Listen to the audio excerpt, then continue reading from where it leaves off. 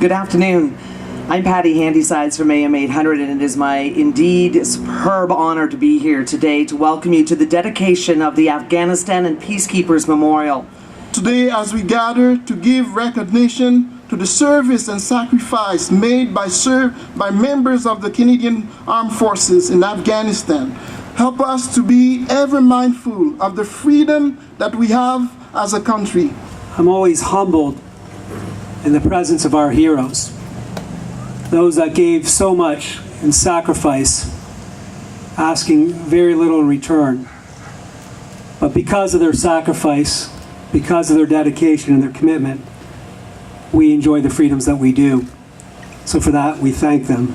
A short while ago, a group of individuals came together. They came together with the idea of a monument to honor those that have served in Afghanistan and those that have served as peacekeepers.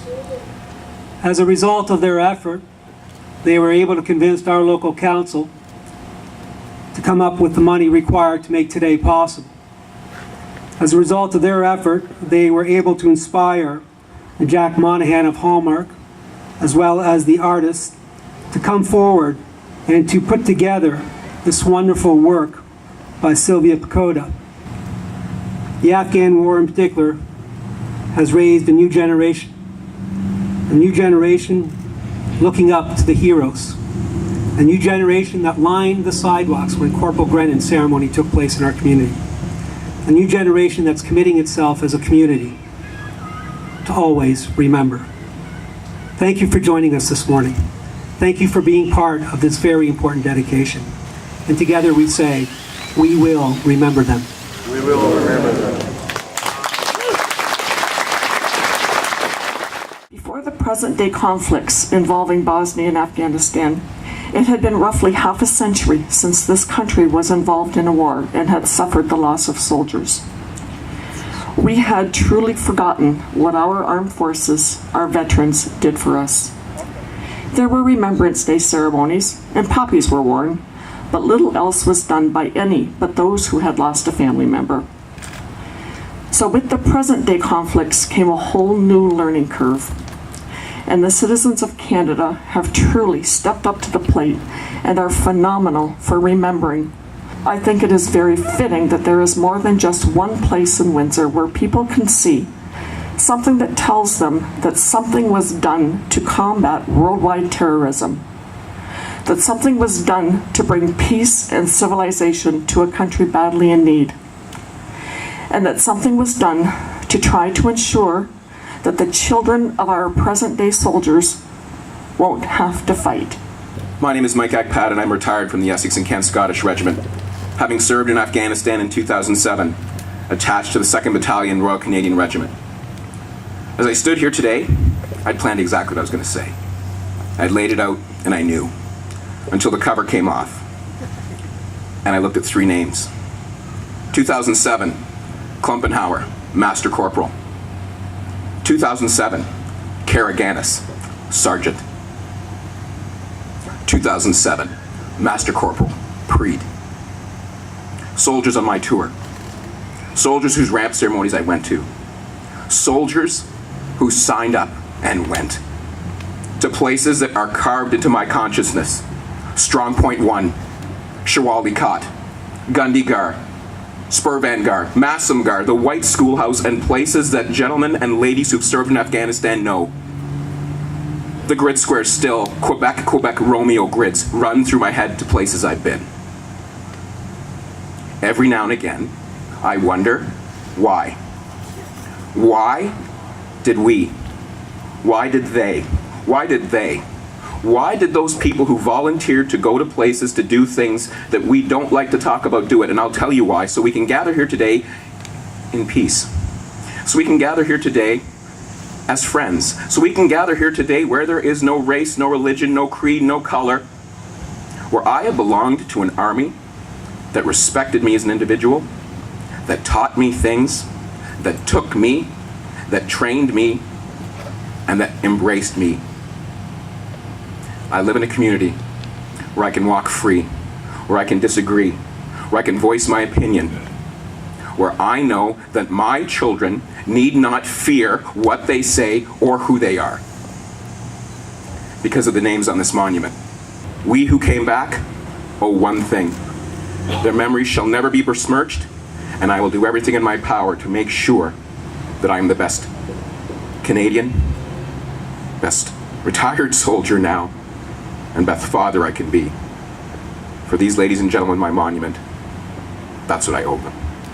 It's been said that since the organization of the United Nations Peacekeeping Organization, Canada has been foremost in supplying troops and support to UN missions. 120,000 people have gone into harm's way for the sake of peace. All of these statistics are pretty impressive, and they'd make anybody proud to be part of Canada's peacekeeping effort. And we are proud. We're proud of the contribution we made, we're proud of the friends that we've met, and we're proud of the differences that we made. My tour took me to the Golan Heights in Israel. We had to be on our toes all the time because when we'd go out on a patrol called a sneak and peek, we didn't take any bright lights with us. We had to rely on the painted rocks that were put out along the patrol lines because everything on the other side of the rocks was mined. I'd be lying if I said it wasn't dangerous, because it is.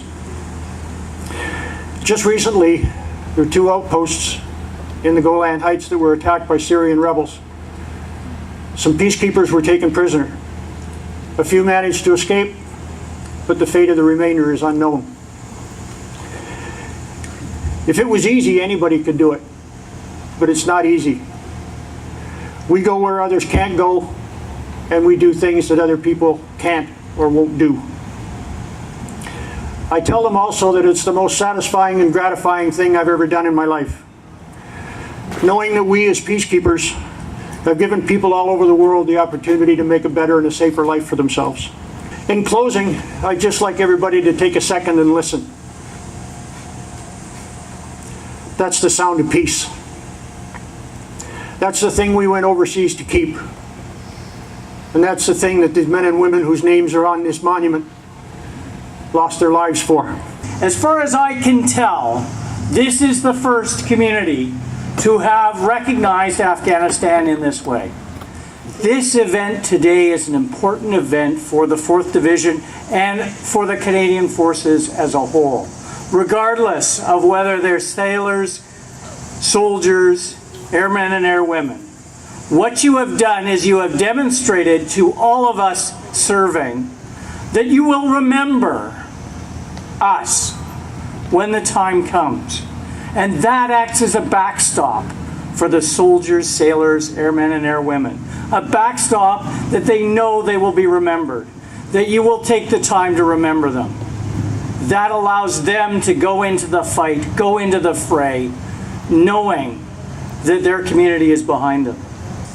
Canadians still carry the burden of the horrible memories of conflict and abuses of fellow human beings around the world. And members of our family also carry these troublesome burdens.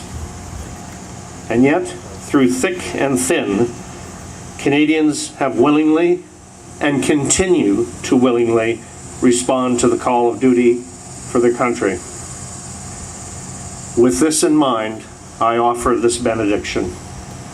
O Lord, support us all the day long through this tumultuous life, until the shadows lengthen and the evening comes, and the busy world is hushed, and the fever of life is over, and for the members of the Canadian Forces and our police forces, our work is done. May the peace of God, which passeth all understanding, keep your hearts and minds in the knowledge and love of God. Amen.